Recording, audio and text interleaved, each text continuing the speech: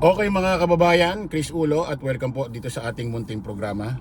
Okay mga kababayan, pag-usapan ho natin itong viral trending, pinag-uusapan ho ngayon sa mainstream media at sa social media na kung saan naaalala nyo naman mga kababayan, mga ka-analyze, yung nahinto na proyekto ni dating President Ferdinand Marcos Sr., yung nuclear power plant, 'di ba, nahinto kasi nga napababa siya sa pwesto dahil sa EDSA 1 na 'yan.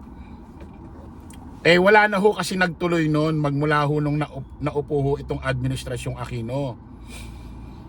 Natatandaan ko tuloy sa isang interview dati ni Pangulong Bongbong Marcos Jr., hindi pa siya presidente noon, senador pa yata siya noon.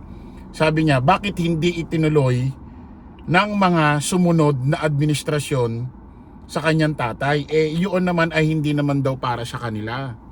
Hindi naman daw para sa pamilya Marcos. Para raw sa taong bayan. Alam nyo naman mga kababayan, kung gaano kamahal ang pagbabayad ng bawat pamilyang Pilipino sa mga bilho natin sa kuryente. Kung ito ho ay hindi ho pinulitika ang inintindi ho ng mga sumunod kay Ferdinand Marcos Sr., ay inintindi nila yung kapakanan ng taong bayan, matagal na ho siguro tayong hindi nagsasaper sa pagbabayad ho ng mahal na kuryente. Kasi alam naman natin mga kababayan, sa mahal ng kuryente, kung bababa ang malaking presyo or pagbabayad sa kuryente, yung imbis na ibabayad nating malaki doon, magagamit na ho natin sa iba pang bagay. Tulad ho ng pagbili ng mga pagkain. Alam kasi natin na kapag bumaba ho ang presyo ng kuryente, ang laking ginhawa ho yan sa mamamayang Pilipino. Mukhang totoo talaga ho yung nasa hula mga kababayan, na itong si Pangulong Bongbong Marcos ang mag-aangat ng kahirapan ng mga mamamayang Pilipino. Totoo yata talaga ang hula na itong si Pangulong Bongbong Marcos talaga ang magpapa-asenso, magpapaangat na ng Republika ng Bansang Pilipinas. Kasi alam nyo mga kababayan, higit na ilang dekada, apat na dekada ho yata, hindi pinansin niya ng mga nagdaang administrasyon yung nuclear power plant. Ngayon ho mga kababayan, nagkasundo na ho ang Pilipinas at ang South Korea na kung saan ipagpapatuloy na ho ang power plant, ang rehabilitation ho mga kababayan. Gagawin na ho. Nako, gandang ano nito. Iyak na naman yung mga anti-admin nito. Ano kaya masasabi nito? Etong proyekto na to, pro-government ka or anti-government ka, pag ito natapos, lahat tayo makikinabang. Ano masasabi nyo? Ano masasabi nyo? Siyempre, kahit magawa ni Pangulong Bongbong Marcos, ito, talagang magbukas na, matuloy na yan, wala pa rin, pangit pa rin ang titignan nyo kay Pangulong Bongbong Marcos. Mga kababayan, gisingin nyo na ho ang pag-iisip nyo, ang inyong kaisipan. Maganda ho ang ating bayan ngayon. Isipin nyo to. Isipin nyo to mga kababayan. Pakinggan ho natin ito, itong balitang ito. According dito sa PTV, paki-like and follow nyo ho itong page na to. Dito ho tayo makakabalita ng mga totoong balita, hindi ho fake news. Sabi rito sa PTV, sisimula ng Pilipinas at South Korea ang feasibility study para sa Bataan Nuclear Power Plant sa susunod na taon, ayon kay Department of Energy DOE Secretary Rafael Lotilla. Kita nyo? Ano masasabi nyo dyan? Ito ay kasunod na paglagda ng DOE at Korea Hydro and Nuclear Power Corporation sa isang Memorandum of Understanding sa Malacanang ngayong Lunes, October 7, na sinaksihan ni Pangulong Ferdinand Romualdez Marcos Jr. at SOCOR President Yoon Suk Yeol. Ewan ko tama yung pronunciation ko kasi name ito. Ngayon, tingnan natin kung may balita talagang ito, baka sabihin fake news. Pakinggan natin ito. ABS-CBN News. Sa Pilipinas, sa ika-75 anibersaryo ng bilateral relations ng Pilipinas. TV Patrol ho ito, TV Patrol. Hindi na ho natin mapapakita yung video, baka ma-copyright ho tayo ng ABS-CBN. Pakinggan natin ha. South Korea. Pakinggan muna natin. Pakita ko muna sa inyo yung picture. At Pangulong Ferdinand Marcos Pakita muna natin yung picture, katunayang video ho yan. Ayan ha. Tuloy natin. Jr. na mas pagtibayin ang ugnayan ng Pilipinas at South Korea at itaas sa level ng strategic partnership sa harap ng mga hamon sa seguridad sa rehiyon. As we chart the future direction of our relations, the way forward is clear. The time has come for us to elevate the ties between the Philippines and the Republic of Korea to a strategic relationship. 특별한 인연을 바탕으로 양국은 지난 75년간 Today, we are elevating our relationship to a strategic partnership, which will bring our cooperation to a higher level. I hope that my state visit will serve as an opportunity to not only further enhance our trade and economic cooperation, but also widen the scope of our partnership to include future-oriented sectors such as security, digital technology, and energy. Sa ilalim ng strategic partnership, mas iigting ang tulungan ng Pilipinas at South Korea sa larangan ng seguridad, ekonomiya, teknolohiya at iba pa kung saan pareho silang makikinabang. 6 na kasunduan din ang nilagdaan, kabilang ang Maritime Cooperation Agreement at Memorandum of Understanding para sa kooperasyon ng mga Coast Guard ng dalawang bansa.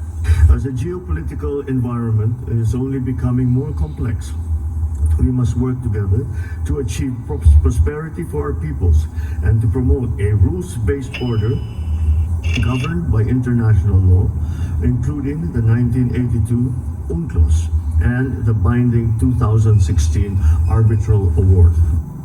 Sa talumpati sa Manila Hotel, tiniyak ni Yoon na katuwang ng Pilipinas ang South Korea na panatilihin ang kalayaang maglayag at magpalipad sa South China Sea.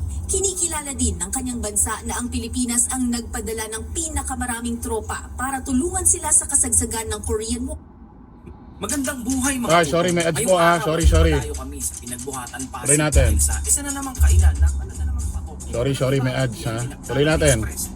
Igado agad ang inuna ko mga utol. Itsura pa lang parang magpapataob na ng 1 kilong sinaing. Setting tagal Noong 1950. 아시아에서 가장 많은 규모의 Korea will actively take part in the ReHorizon 3 phase of the organization of the AFP. Our two countries will continue to work together in order to establish a rules-based maritime order and for the freedom of navigation and overflight pursuant to the principles of the international law in the South China Sea. Nilagdaan din ng dalawang bansa ang isang Memorandum of Understanding para pag-aralan kung paano mapakikinabangan ang Bataan Nuclear Power Plant. 우리 두 정상은 에너지 We took note of the importance of nuclear power as a carbon-free energy source and agreed to lay the foundation for nuclear energy cooperation, building on the conclusion of the MOU on feasibility study for the Bataan nuclear power plant. And as a leader in the digital technology industry, the Republic of Korea will actively support the digital transformation of the Philippines, including the digitalization of Filipino public administration services.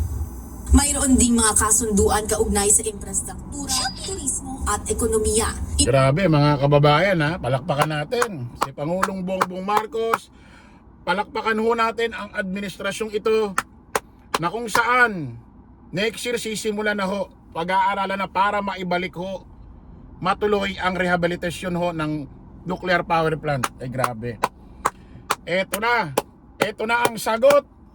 Kasi mga kababayan, alam naman natin, itong South Korea napaka-asensadong bansa yan. Napaka-asensadong bansa yan mga kababayan. At ang alam ko, ang South Korea may nuclear power plant din. At alam natin pagka may nuclear power plant na, napakamura na ho ng singil ng kuryente. Ang laking ginhawa niyan mga kababayan. Isipin mo na lang yung ibabayad nating napakataas niyan, mapupunta na sa ibang bagay. Sa mga anak, sa mga bilihin, pagkain especially. Ang laking bagay niyan mga kababayan. Walang nagtuloy ng nuclear power plant magmula nung si Pangulong Ferdinand Marcos Sr. ay naalis sa pwesto? Wala. Bakit? Kasi legacy ng Marcos. Legacy. Kaya nga sabi ni Pangulong Bongbong Marcos noon, nung senador yata siya, anong pag-iisip meron kayo? Bakit hindi nyo tinuloy ang nuclear power plant porket wala na yung tatay ko? Eh hindi naman para sa amin yan. Para sa taong bayan yan. Anong klaseng kaisipan yan? Tandang-tanda ko yung interview na yon. Ayaw nila, hindi nila tinuloy. Kasi nga, legacy ng Marcos. Eh buti na lang, itong anak, si Pangulong Bongbong Marcos Jr., naupo na bilang presidente. Palakpakan natin mga kababayan. Totoo yan ha. Actually, binlag na rin ni ano yan. Binlag na rin ni Nino. Pakinggan natin. Para sa ating mga kababayan.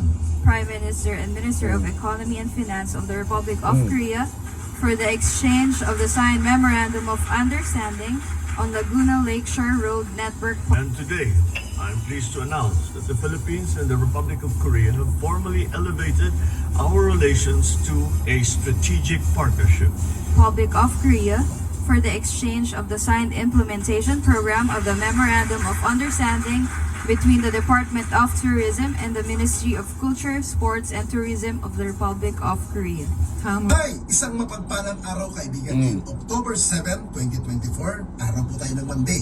Unang araw ng linggo po ngayon. Alam niyo po mga kababayan, nagkaroon po ng isang activity po ngayon ng ating Pangulong Ferdinand Romualdez Marcos na kung saan ang kanyang ginawang activity napakaganda at makabuluhan para po sa mga kapwa natin Pilipino. Yes.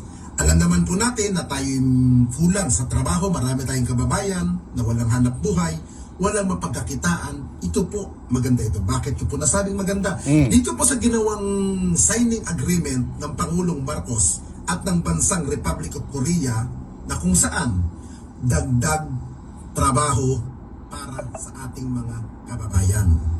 Yes. Kung ikaw man ay Pilipino, syempre yung mga negosyante sa Republic of Korea, pakikiusapan ng mga leader doon na mag-invest dito sa ating bansa. Dito maglagak ng negosyo para magkaroon ng hanap buhay ang ating mga kababayan. Napakalaking bagay po ito. At dito po sa ginawang signing agreement between ng Republic of Korea, kapakanan pa rin ng mga mamamayang Pilipino ang inuuna ni Pangulong Marcos. Sama-sama tayo panuodin ang ginawang signing agreement ng ating gobyerno at ng gobyernong Republic of Korea.